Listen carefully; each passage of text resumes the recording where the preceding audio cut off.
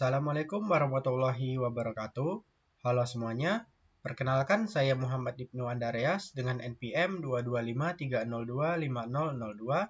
Di sini saya membuat video dengan tujuan dari mata kuliah kecerdasan buatan, yang di dalamnya sini saya akan mempresentasikan materi tentang rule based expert system, yang di dalamnya ada forward chaining dan backward chaining.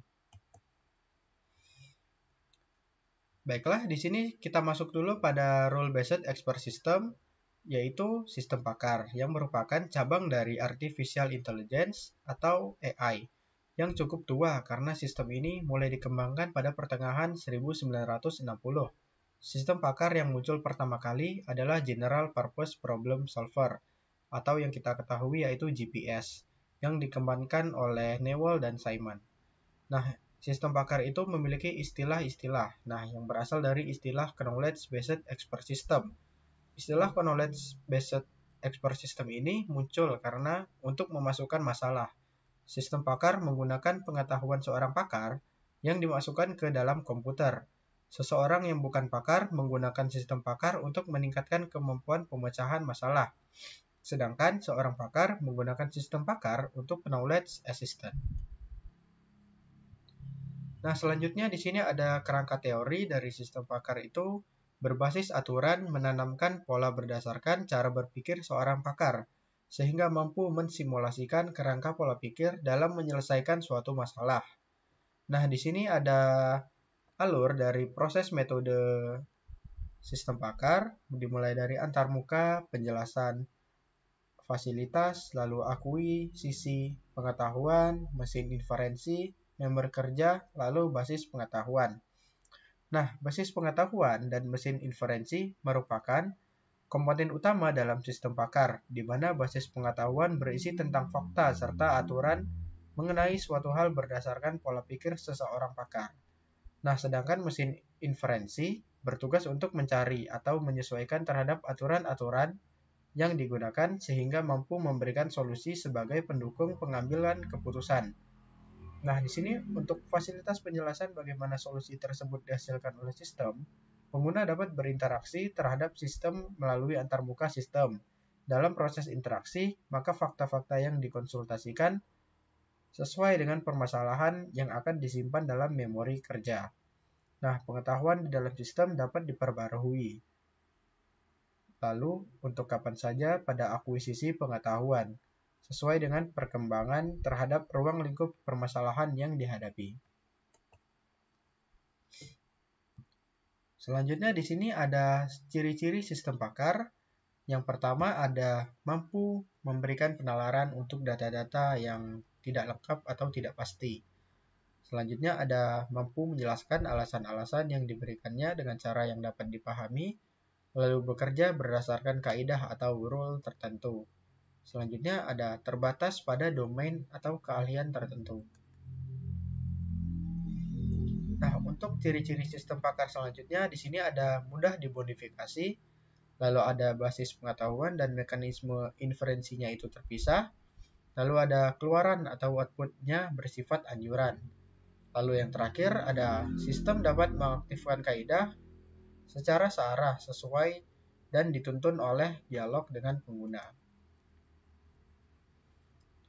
Selanjutnya di sini kita masuk pada forward chaining, yaitu adalah teknik pencarian yang dimulai dengan fakta yang diketahui, kemudian mencocokkan fakta-fakta tersebut dengan bagian if dari rules if then. Jika ada fakta yang cocok dengan bagian if, maka rule tersebut dieksekusi. Bila sebuah rule dieksekusi, maka sebuah fakta baru atau bagian then ditambahkan ke dalam database. Nah, setiap kali pencocokan dimulai dari rule teratas. Setiap rule hanya boleh dieksekusi sekali saja. Proses pencocokan berhenti bila tidak ada lagi rule yang bisa dieksekusi. Nah, ini adalah contoh gambar untuk proses dari metode forward chaining. Untuk tipe sistem dari forward chaining itu, setiap kondisi sistem mencari rule-rule dalam knowledge base untuk berkorespondensi dengan kondisi di dalam bagian if. Lalu di sini ada setiap rule dapat menghasilkan kondisi baru dari konklusi yang diminta pada bagian then. Selanjutnya ada kondisi baru ini ditambahkan ke kondisi lain yang sudah ada. Lalu yang terakhir, setiap kondisi yang ditambahkan ke sistem selanjutnya itu akan diproses. Nah, jika ditemui suatu kondisi baru dari konklusi yang diminta, lalu sistemnya akan kembali ke langkah yang kedua dan mencari rule dalam knowledge base kembali. Jika tidak ada konklusi baru, maka sesinya sudah berakhir. Selanjutnya di sini kita masuk pada backward chaining.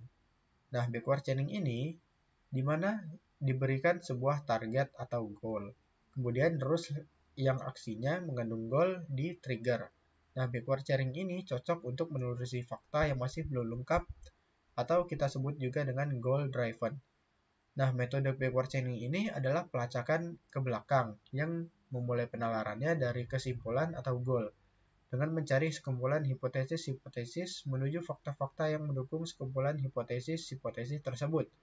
Metode backward chaining ini merupakan kebalikan dari forward chaining yang dimana dimulai dengan sebuah hipotesis atau sebuah objek dan meminta informasi untuk meyakinkan atau mengabaikannya.